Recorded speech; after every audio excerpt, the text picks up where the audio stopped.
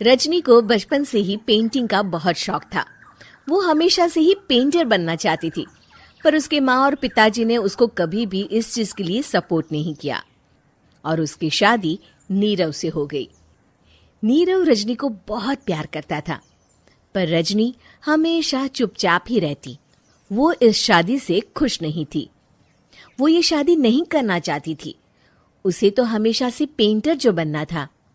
अपने इस सपने को वो नहीं पूरा कर पाई, इसलिए वो हमेशा उदास रहती थी। रजनी, बहुत ही बढ़िया फिल्म लगी है, कल देखने चले? नहीं जी, कल मुझे बहुत काम है, मैं नहीं जा पाऊंगी। अच्छा तो कोई बात नहीं, संडे को चलते हैं। देखिए, मुझे फिल्म देखना पसंद नहीं है, आपको जाना है तो चले जाइए। नीरव को मना करके रजनी वहां से चली जाती है और अपने बैग को खोलकर उसमें बंद पड़े ब्रश और कलर्स को देखकर रोने लगती है। रजनी, चलो ना कहीं बाहर खाने चलते हैं, कुछ तुम्हारी पसंद का। जी मुझे नहीं जाना, मेरी तबीयत ठीक नहीं है। रजनी वहां से चली जाती है। नीरव को समझ नहीं आता कि रजनी उससे इतना दूर क्यों रहती है। वो जब भी उसके साथ वक्त बिताना चाहता है, रजनी कोई ना कोई बहाना बना देती है। एक दिन घर पर कोई नहीं था। रजनी घर का सारा काम जल्दी से खत्म कर लेती है। घर पर अकेले होने के कारण वो सोचती है कि वो आज पेंटिंग करेगी। वो अपने कमरे में जाकर पेंट ब्रशेस और कलर्स निकालकर जैसे ही कलर मिक्स कर रही होती है कि दरवाजे पर बेल बज जाती है। अब कौन आ गया इस वक्त? इतनी मुश्किल से तो मुझे पेंट करने का मौका मिला है। रजनी दरवाजा खोलती है तो उसकी सास अपनी सहेलियों के साथ खड़ी होती है और सब घर के अंदर आ जाते हैं। अरे बहू, सबको शरबत बनाकर पिला दे, बाहर तो बड़ी गर्मी है। उफ। जी। रजनी पेंट ना कर पाने से उदास हो जाती है। उसे गुस्सा भी आ रहा होता है कि उसने इस शादी के लिए हाँ क्यों कह दी। वो रसोई में जा रही होती है कि उसकी सास उसे रोकती है। बहू, सबके खाने का भी इंतजाम कर लेना, आज का लंच तो ये सब यहीं करेगी। हाँ। रजनी बिना कुछ कहे रसोई में चली जाती है। सबके लिए खाना बनाती है। सब खाना खाते हैं और रजनी घड़ी देखती है कि ये सब कब जाएंगे ताकि वो अपनी पेंटिंग कर सके। जब शाम होती है तब सब चले जाते हैं अपने घर। अरे बहू, सब तेरे खाने की तो बहुत तारीफ कर रहे थे, सबको बहुत अच्छा लगा खाना। आपको मुझे सुबह बताना चाहिए था ना कि आपकी सहेलियां आ रही हैं। पता भी है कितना वक्त लगा सारा खाना बनाने में। अरे बहू, तू ऐसे कैसे बात कर रही है मुझसे? तो और कैसे बात करूं? मैं इस घर की कोई नौकरानी नहीं हूं कि इतना काम करूंगी। रजनी अपने कमरे में जाकर दरवाजा बंद कर लेती है। शाम को जब नीरव आता है तो उसकी माँ उसे पूरी घटना के बारे में बताती है। क्या?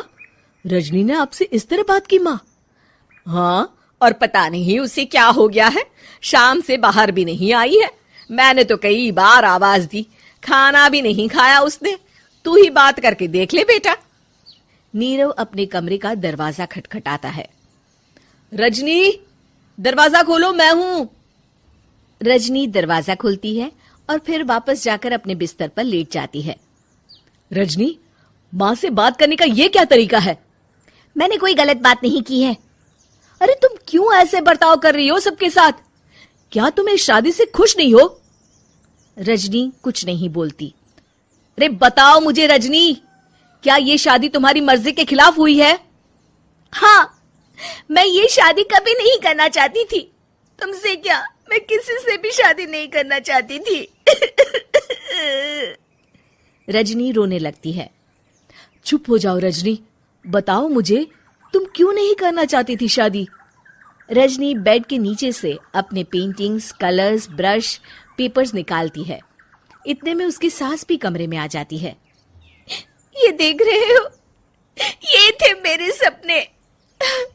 मैं पेंटर बनना चाहती थी, पर माँ पापा ने कभी सपोर्ट नहीं किया और मेरी शादी करवा दी। मेरे सारे सपने टूट गए। हर वक्त बस गुस्सा आता रहता है मुझे।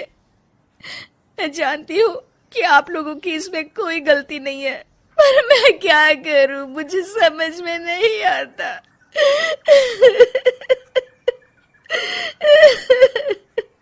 रजनी फूट फूट कर रोने लगती है।